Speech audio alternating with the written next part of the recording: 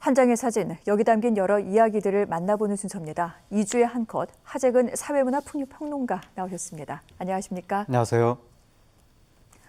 자, 2주에 한 컷 첫 사진은 이용수 할머니 사진을 준비했습니다. 조선의 14살 아이가 노인이 됐다라고 말씀을 하셨는데 이용수 할머니가 어제 법정에 나오셨는데 무슨 일입니까? 예, 2016년에 위안부 피해자분들하고 그 유족들이 일본 정부를 상대로 손해배상 청구 소송을 제기했던 거죠. 2016년인데 그게 계속 질질 끌다가 요번에 마지막 변론 기일이 있었던 겁니다.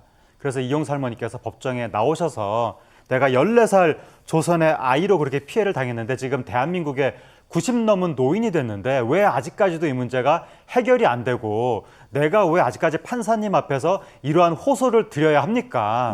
왜 문제가 해결이 안 되는 겁니까? 라고 절절하게 또 항변을 하셨고 재판이 끝난 다음에 기자들을 만나서 지금 일본이 하는 태도를 보니까 아마도 피해자들이 다 죽기만을 기다리는 것 같다. 일본이 지금처럼 사죄와 배상을 하지 않으면 영원히 전범으로 남을 것이다 라고 이야기를 하셨고 지금 2016년에 소송이 제기된 이래 위안부 피해자 할머니께서 6분이 돌아가셨거든요. 이대로 차일피일 시간이 이제 지나가면 증언할 사람들이 다 사라지기만을 정말 일본이 바라는 것은 아닌가 그런 생각이 들기도 합니다. 그렇군요.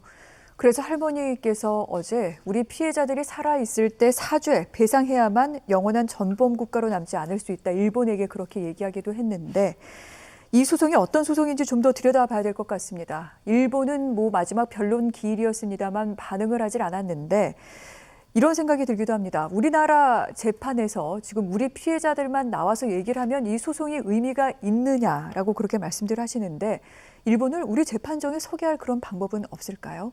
현실적으로 그렇게 쉽지는 않죠. 왜냐하면 이제 우리나라 재판정에서는 우리나라 법을 적용하는 거잖아요. 근데 그 나라의 법 질서라는 건 그 국가의 주권이 그 국가의 물리력이 보증을 하는 것인데 한 국가의 물리력은 그 나라의 국경을 넘어가지 못하잖아요. 국경을 넘어가는 순간 전쟁이 되는 것이니까 각 나라마다 저마다의 법 질서를 따로따로 운영을 하는 것이고 그래서 이제 그 다른 나라를 우리나라의 법정으로 불러들여서 다른 나라를 처벌하기가 그렇게 쉽지는 않은 것이죠. 하지만 지금 그 우리 위안부 피해자분들의 변호인들이 주장을 하는 건 뭐냐면 국제적인 법리가 이런 게 있다. 그 심각한 인권 침해 사례일 경우에는 제가 방금까지 말씀드렸던 국가 간의 주권 분리의 원칙 이게 적용이 되지 않고 그게 예외가 되면서 어느 국가라도 심각한 인권 침해 행위에 대해서는 그게 어느 법정이 됐든 간에 출두해서 심리를 받고 처벌을 받는 게 당연하다라고 이야기를 하는 것인데 이거는 굉장히 당연한 법리 어떤 그 국제법적인 법리인 것 같아서 우리는 이런 주장을 할 수 있는데 문제는 일본이 이걸 받아들여야 되는 것인데 강요를 하기가 어렵잖아요. 한 국가를 상대로 우리의 뜻을 강요하기가 매우 어렵잖아요. 무기를 쓰지 않는 이상에는. 그러니까 결국 일본이 지금 이 이슈에 관한 한 거의 인면수심의 모습을 보여주고 있는데 빨리 일본이 인간적인 염치를 회복해야 이 문제가 조금이나마 해결의 실마리가 보일 텐데 일본이 계속 그 상태로 있을지 정상 국가를 회복할지 그건 일본이 스스로 결정하기 나름이니까 우리가 뭐라고 하기가 굉장히 어려운 부분이고 결국 우리는 일본한테 일비할 것이 아니라 우리 나름대로 우리의 방식으로 이 일을 내부적으로 처리해 나가고 논리를 확실하게 세우고 증거들을 모으고 그러면서 국제적으로 이 이슈를 널리 홍보하고 그런 일을 계속 해야 될 것 같습니다.